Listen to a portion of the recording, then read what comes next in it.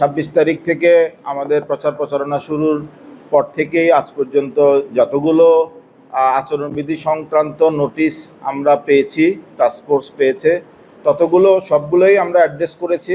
আমরা এটি কোনোটা আমরা মৌখিক টেলিফোনের মাধ্যমে সতর্ক করেছি, কোনোটা আমরা লিখিত আকারে আমরা তাদেরকে সতর্ক করেছি, এবং আমরা দুটো একেবারেই শাস্তিমূলক ব্যবস্থা আমরা গ্রহণ করেছি।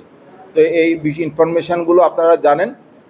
টোটাল যদি বলেন যে কতগুলো আবেদন এসছে এবং সেগুলোর ব্যাপারে আমি বিস্তারিত আগামীকাল জানাবো। তবে আমি এটুকু বলবো, আমরা যতগুলো অভিযোগ লিখিত আকারে পেয়েছি, লিখিত আকার ছাড়াও আমরা পত্রপত্রিকার মাধ্যমেও কিছু অভিযোগ আমরা জানতে পেরেছি, সেগুলো আমরা অ্যাড্রেস করার চেষ্টা করেছি। এবং আপনারা জেনে খুশি হবেন যে অন্য যেসব বিশ্ববিদ্যালয়ে যারা আগ্রহী এই ধরনের ইভিএম নির্বাচন করতে, তারাও ইতিমধ্যে অনানুষ্ঠানিকভাবে আমাদের সঙ্গে যোগাযোগ করেছেন যে তারাও একই রকম মডেলে করতে পারে কিনা।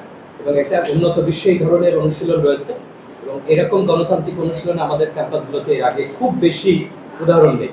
এবং বিভিন্ন মতের প্রার্থী তারা একত্রিত হয়েছেন, তারা একটি মঞ্চে পরস্পরের সঙ্গে বিতর্কে লিপ্ত হয়েছেন, এবং আপনারা দেখেছেন যে তারা তাদের মত প্রকাশ করেছেন, বক্তব্য তুলে ধরেছেন, অন্যের যুক্তি খণ্ডন করেছেন, এবং গণতান্ত্রিকভাবে আমরা দর্শক শ্রোতাদের কাছ থেকে প্রশ্ন নিয়েছি যাতে তার উত্তর দিতে পারে। কোনো প্রশ্ন অত্যন্ত কঠিন ছিল, খুব সহজ না যে তাৎক্ষণিকভাবে সেগুলো উত্তর দেওয়া।